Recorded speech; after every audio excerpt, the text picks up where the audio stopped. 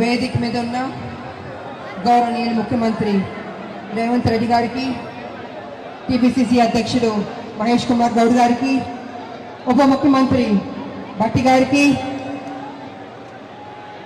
Telangana incharge Meenakshi Natarajan గారికి,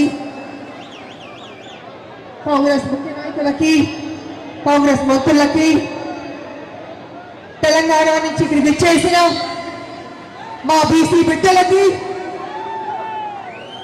కాంగ్రెస్ కార్యకర్తలకి, media సోదరులకి అందరికీ నమస్కారం తెలియజేసుకుంటున్నాను. ఇవాళ ఢిల్లీలో జంతర్ మంతర్ దగ్గర 42% బీసీ రిజర్వేషన్ కోసం పెద్ద ఎత్తున పోరాటం చేస్తున్నాం. అదే మన ఆరాటం. ఇది రెండోసారి మనం పోరాటం చేస్తున్నాం. భారతదేశంలో అత్యధిక జనాభా దాంట్లో అత్యధికంగా ఉన్నది మన బీసీ బిడ్డలే. అలాంటి బీసీ బిడ్డలు ఇవాళ నడి రోడ్డు మీదకి వచ్చి మా 42% బీసీ రిజర్వేషన్ చెయ్యండి అని మోడీ గారిని అడుగుతున్నారు. బీజేపీకి సిగ్గుందా అని అడుగుతున్నాను.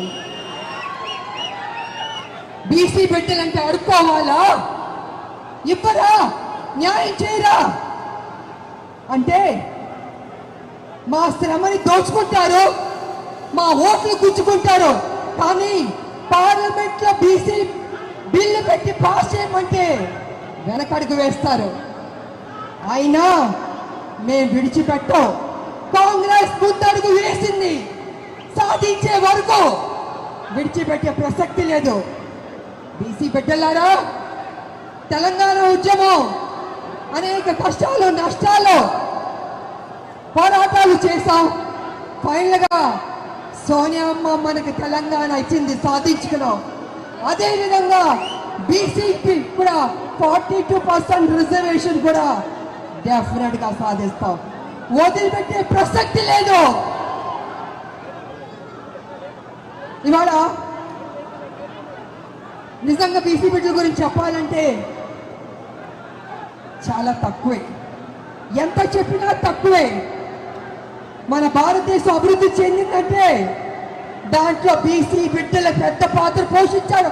వాళ్ళ సాక్రిఫైస్, వాళ్ళ శ్రమ, వాళ్ళ కమిట్మెంట్, వాళ్ళ త్యాగాలు ఈ భారతదేశానికి ఇచ్చింది.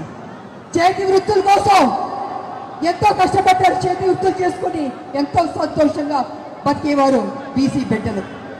కానీ ఇవాళ కాలం మారింది. యంత్రాంగం కాలం మారింది. మిషన్లు వచ్చేసినాయి, రోబోలు వచ్చేసింది. రోబోలేమో వంటలు చేస్తుంది, ఆపరేషన్ కూడా చేస్తుంది. అలాగే మిషన్లు వచ్చిన బట్టి ఇవాళ చేతి వృత్తులు కనుమరుగైపోతున్నాయి. మరి చేతి వృత్తులు కనుమరుగైపోతే వాడు ఏ రకంగా బతుకుతాడు, ఏ రకంగా ముందుకెళ్తాడు, సమాజంలో ఏ రకంగా పైకి వస్తారు? కాబట్టి రాహుల్ గాంధీ గారు జోడో యాత్రలో అనేక రాష్ట్రాల్లో ప్రజల్ని చూశారు, కలిశారు, మాట్లాడారు, వాళ్ళ సమస్యలు తెలుసుకున్నారు. ఆ తర్వాత ఒక నిర్ణయానికి వచ్చారు. కోలాగానా చెయ్యాలి అనుకున్నారు. తెలంగాణలో ఉన్న మన కాంగ్రెస్ ప్రభుత్వానికి, మన ముఖ్యమంత్రి గారికి కోలాగానా చెయ్యండి అన్నారు. అదేవిధంగా మన కాంగ్రెస్ ప్రభుత్వం సర్వే చేసింది, పద్ధతిగా కోలాగానా చేసి అపోజిషన్లో అన్ని పార్టీల్ని సలహాలు తీసుకుంది, సూచనలు తీసుకుని ఆమోదం తెలిపింది. అన్ని చేశారు పక్కడబందీగా. ఆ తర్వాత గవర్నర్ పంపించారు, కేంద్రం పంపించారు.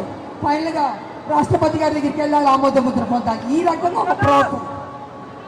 కానీ ఇవాళ బీజేపీ వెనక అడుగు వేస్తుంది,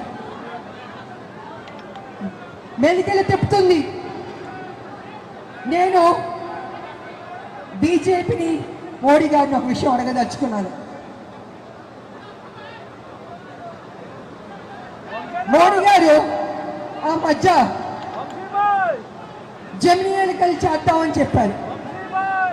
కానీ అపోజిషన్ వాళ్ళు జమిని ఎన్నికలు చేయకూడదని భారతదేశంలో ఉన్న అపోజిషన్ లీడర్లు అందరు పార్టీలు చెప్పారు.